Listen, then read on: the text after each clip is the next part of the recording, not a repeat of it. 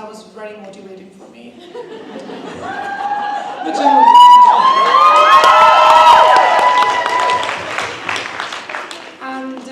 We were all supposed to be here at this plenary and introduce you to our countries and the work that we do in one way or the other. And I thought quite long and hard about how I should do it. Should it be a PowerPoint presentation or a video or a long speech? But then I went into the deepest, darkest pits of myself, which is myself. And I just wrote something. And I thought this is a beautiful introduction to Pakistan and the sort of work that I do and the sort of really fucked up person that I am. And I'm going to read it out to you, and I hope you all really understand the context of the Islamic Republic of Pakistan. This is a welcome note to my country, so I want to welcome you all to the many republics of Pakistan. We have 210 million citizens in our country. Some are women, and some are transgenders. Previously, we used to call them she-males, as that is what pornography had taught us. Now, they call themselves transgender in English and Khwaja Sira in Urdu, but what we really want to call them is dead. Because for every 100,000 transgender people in our many republics, we kill 800 of them in 1 year alone. Yes, this is 15 times... Oh, okay, I'm sorry. This is 15 times higher than the highest murder rate in the world, which is El Salvador. But please do not worry, because for every 800 trans people that we kill in 1 year, we make 800 normal male and female babies in just over an hour. And we think that is a very fair bargain. After all, those 800 normal babies will make 400 normal families. And did I tell you how much we love our families in Pakistan? Welcome to the Family Republic of Pakistan. We love our families, and our families love us even harder. Sometimes they love us so hard that we die due to the unbearable love. Maya was one such accident. She lived in the rural part of Pakhtunkhwa, which is my province, and had been declared male at the time of her birth. And like all male births, she was celebrated twice as much.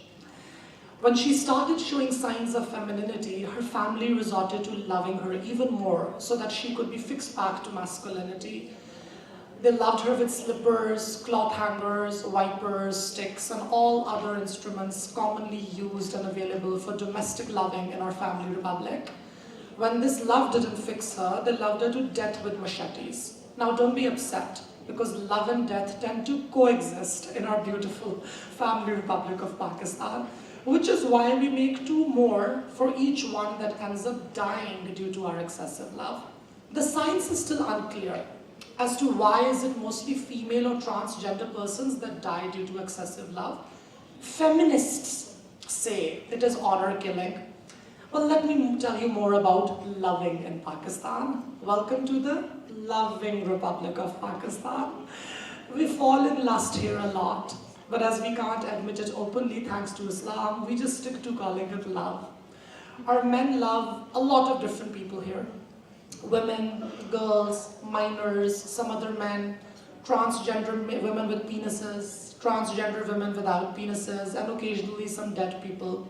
Our women only love their husbands, and whether our transgender people love or not, we don't really care, because they're all homosexual she-males. And they trap our innocent men into loving them.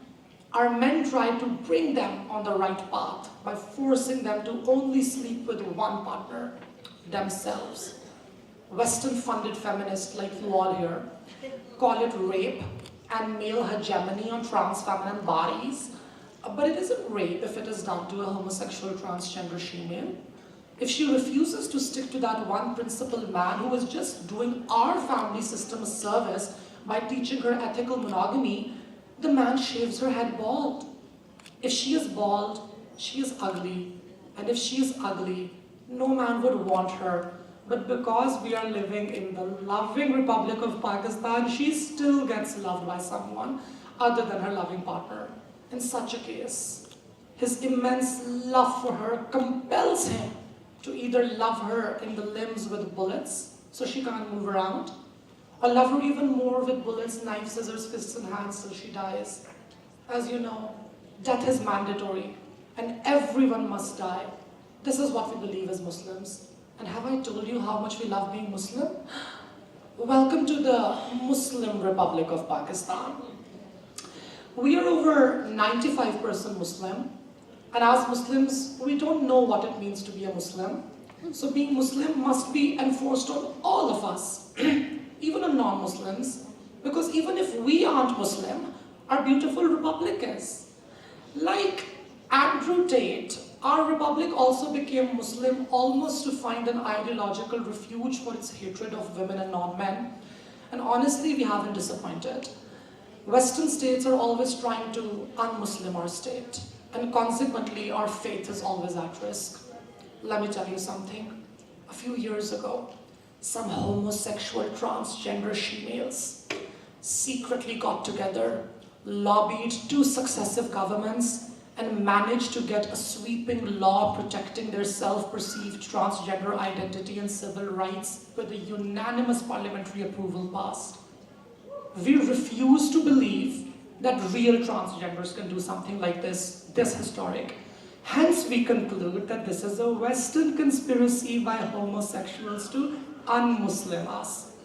Socialist activists will try to tell you that the 22% Pakistanis living below the poverty line, the 8,300 mothers dying during childbirth in 1 year, and the 18% malnourished children are more at risk than the Muslim in our republic.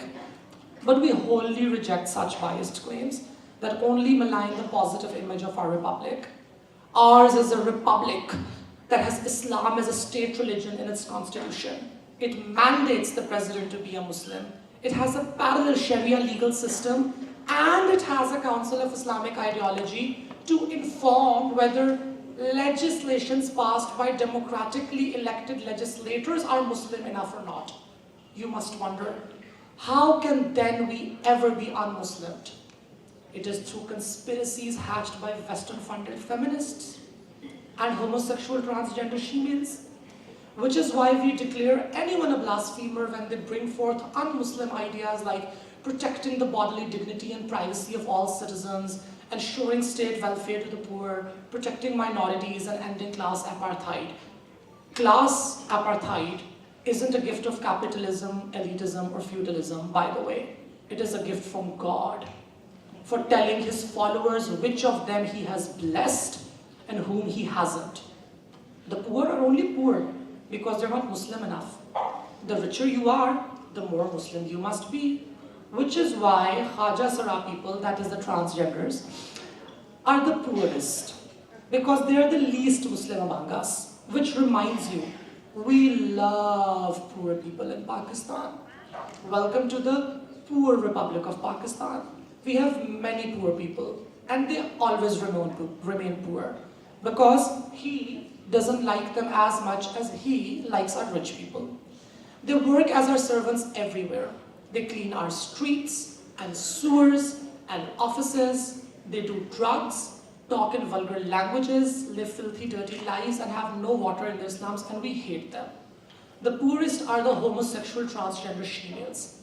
And they do even more poor stuff, like sex work. Whenever our cars stop at the red light in Pakistan, they come begging us for money. This annoys us a lot. Because they're such bad people, we feel bad for them too. And sometimes give them a 100-rupee bill, which is 1% of the minimum monthly wage, but still counts as a lot. Some poor people become less poor, and then they become nurses. We really like those poor people. And this is why our rich people do not become nurses, they become doctors, so that poor people can unpoor themselves by becoming nurses. Ever since the Transgender Persons Act was passed in 2018, some trans women also expressed a desire to become nurses. But if that happens, then these homosexual transgender she-males will urinate and defecate in the same toilet seats as poor Muslim nurses, and that will destroy our Muslim family system. That logic works really well in my head. Therefore, we have challenged the Transgender Act in the Federal Shariat Court. and spread a nationwide transphobic campaign that has seen so far 13 transgender women being directly attacked in just 3 months. It is only because in Pakistan, we love protecting the modesty of our Muslim women. Welcome to the modest Republic of Pakistan. We love modesty so much. How many more? This is the last one. We love modesty so much that our Modest Republic's official electronic media regulation authority has official guidelines stating what in a woman's body it considers to be immodest: ankles and armpits. This is why you will never see a woman's armpits and ankles shown on national television.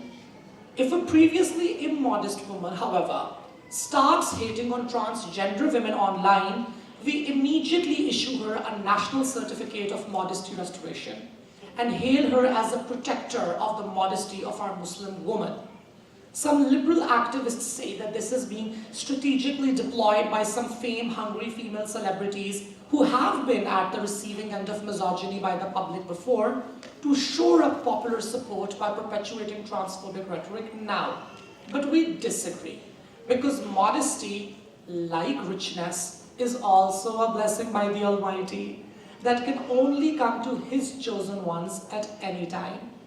These days, transgender people are getting a lot of attention thanks to the Transgender Protection Act, which actually, as I told you, is a secret conspiracy by the West and the Freemasons to promote gay marriage in Pakistan, because we listen to Matt Walsh and other white supremacist transphobic commentators with Muslim fervor. We are getting very concerned about transgender athletes, of which Pakistan has none, by the way.